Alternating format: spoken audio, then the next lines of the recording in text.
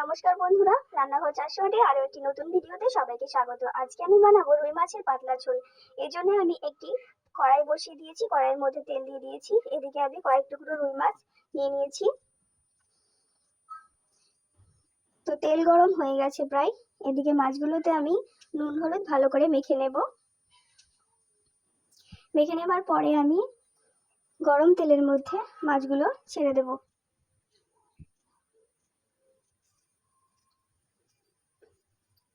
এরপরে আমি এদিকে ফুলকপি আলু এদিকে রেখে দিয়েছিলাম, কেটে রেখে দিয়েছিলাম।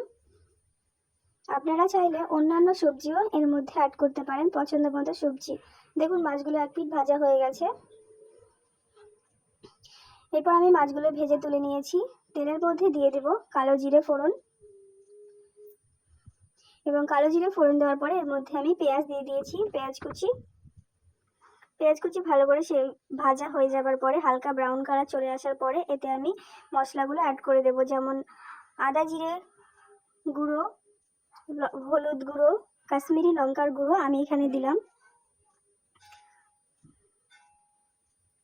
ভিডিও করতে করতে আমি নুন দেওয়ার কথা প্রায় ভুলে গেছিলাম, এই জন্য আমি এখানে নুনটা ওইখানে অ্যাড করে দিলাম। কাশ্মীরি লঙ্কা দেওয়ার কারণে এখানে কিন্তু খুব সুন্দর একটা কালার চলে এসেছে, দেখতে পাচ্ছেন।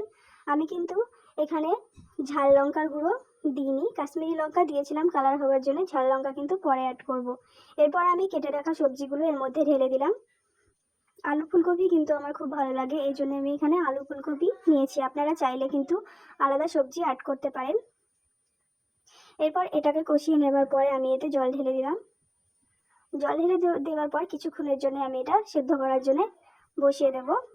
এরপর এর সাথে কিন্তু আমি মাছগুলো অ্যাড করে দেব, যাতে মাছগুলো এর মধ্যে সেদ্ধ হয়ে যাবে, ভাজা মাছগুলো।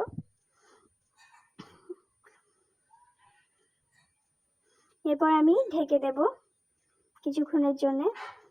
তো দেখুন এটা ফুটে গেছে, ফুটে যাওয়ার পরে এটা ভালোভাবে সেদ্ধ হয়ে গেছে। তো এবার আমি এখানে লঙ্কা গুঁড়োটা কিন্তু অ্যাড করে নিলাম।